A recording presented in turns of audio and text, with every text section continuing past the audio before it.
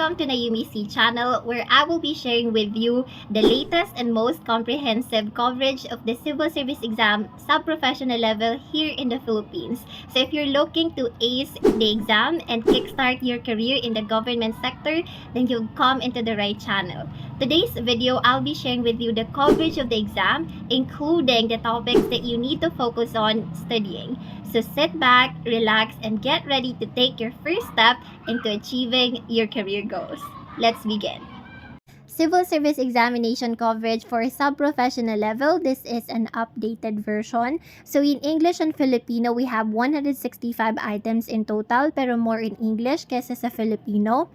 We'll start with numerical ability, approximately 40 questions.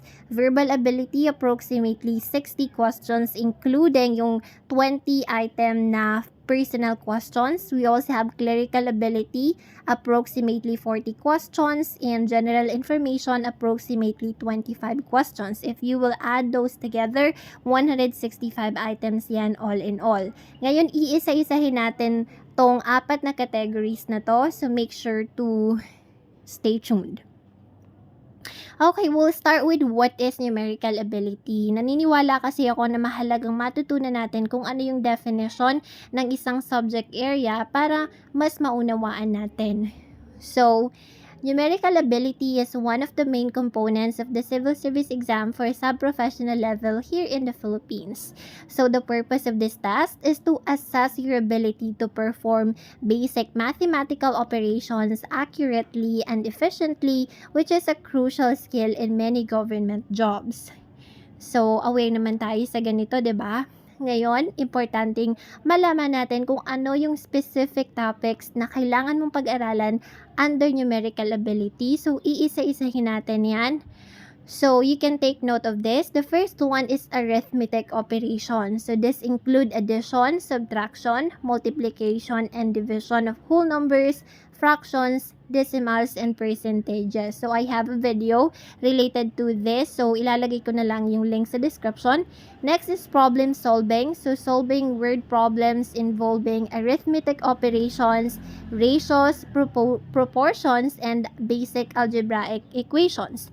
Next is geometry. We have to know the basic concepts of lines, angles, triangles, quadrilaterals, and circles. Next, we have basic statistics. We need to know how to measure the central tendency. We have to learn the mean, median, and mode. We also have graphs and tables. So, we need to interpret and analyze numerical data presented in tables, charts, and graphs. So, huwag kayong ma-overwhelm dito. You can list it one by one, tapos aralin nyo one at a time. Okay? Ngayon, magbibigay ako sa inyo ng pro tip base sa aking experience as a passer ng sub-professional level. So, tip number 1, it is important to note that the exam may also include questions on other related topics. So, it is essential to have a solid understanding of the fundamental concepts and the applications. So, palagi kong binabanggit na kapag gets mo yung concepts at yung application, kahit pagbali-balik na rin yung tanong, kaya mo pa rin sagutin yung tanong na yon.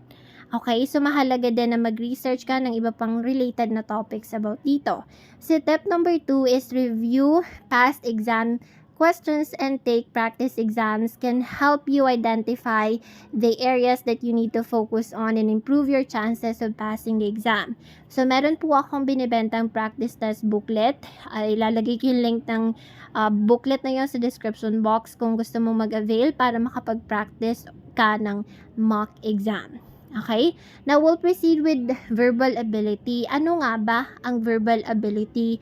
So, kailangan nating malaman kung ano yon. So, verbal ability is another component of the Civil Service exam for sub-professional level here in the Philippines.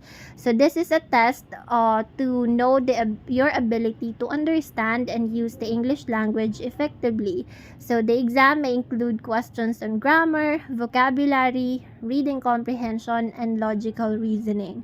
Although, kahit hindi ka na mag-focus masyado sa logical reasoning. So, the purpose of this test is to assess your language skills, which are essential for many government jobs that require effective communication and comprehension of written and spoken information. Now, ano-ano naman yung mga topics na kailangan nating pag-aaralan under verbal ability? So, isa-isahin natin. We have vocabulary. So, this includes synonyms, antonyms, analogies, idioms, and word or other word relationships. So, I actually have a video about synonyms, antonyms, and analogies. I'll put the link of that video in the description. We also have grammar. This covers parts of speech, verb tenses, subject-verb agreement, pronoun usage, and sentence structure. So I'm planning to create a tutorial about these topics, so please stay tuned.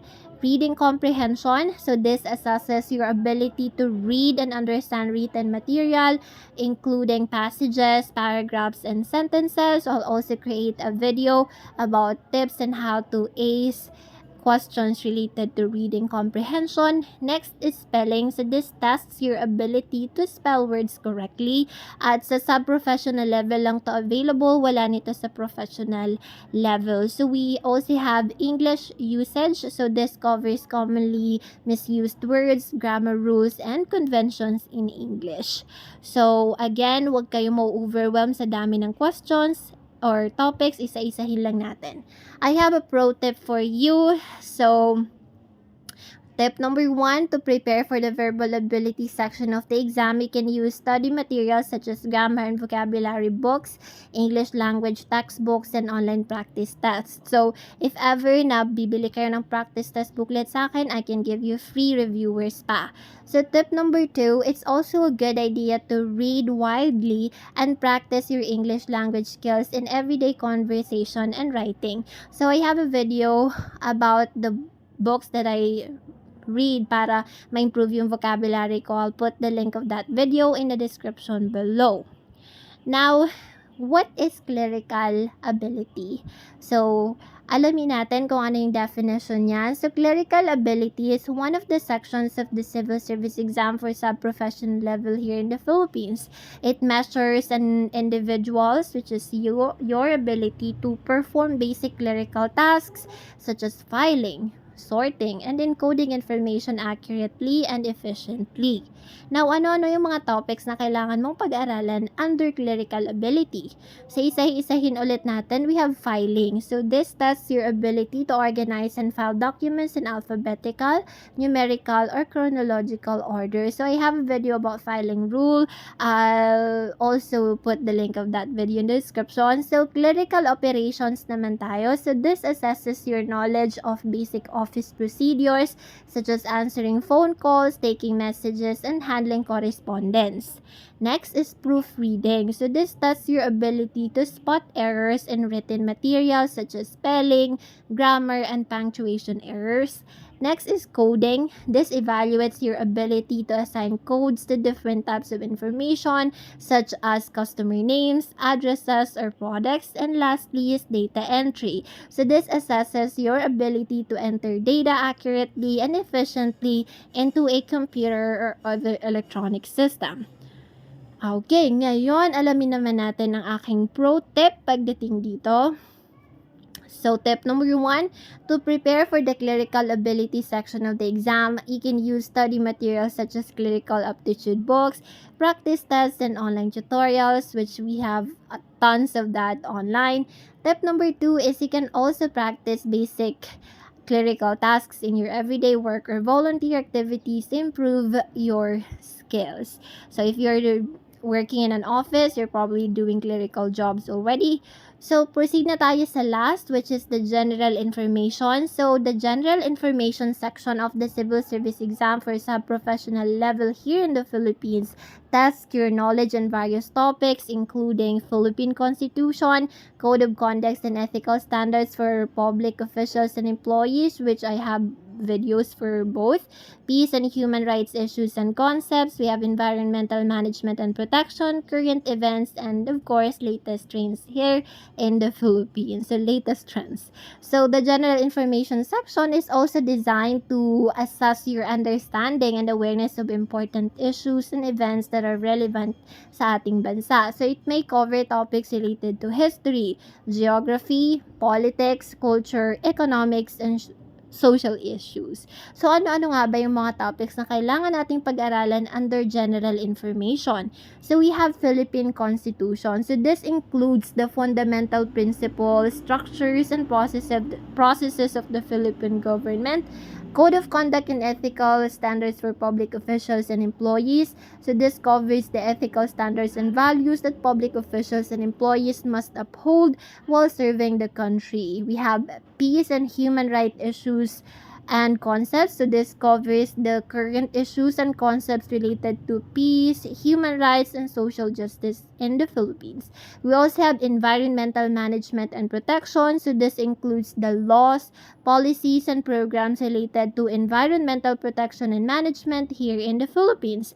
And lastly, current events and latest trends in the Philippines. So this covers the latest news, trends, and developments of the Philippines and the world that may have impact on the country.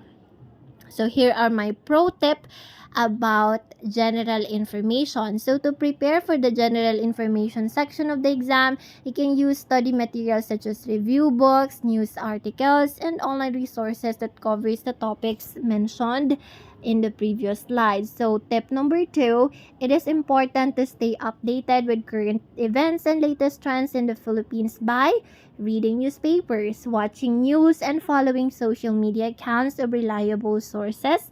And I have tip number 3, by doing this, you can develop a deeper understanding of the issues and events that may include in this section of the exam. That's it for today's video about the Civil Service Exam Sub-Professional level here in the Philippines. So I hope that you found the coverage helpful and informative in your preparation for the upcoming exam. So remember, success comes with practice and effort, so make sure to put in the work and stay focused on your goals. Don't forget to like this video and subscribe to this channel for more valuable contents, and also feel free to leave a comment down below because I'll be happy to read all of your comments, may it be positive or negative, constructive or not. And also I'll be putting in the playlist of my videos about the civil service exam in the comment section below, so make sure to check that out. I'll see you again in the next video. Bye!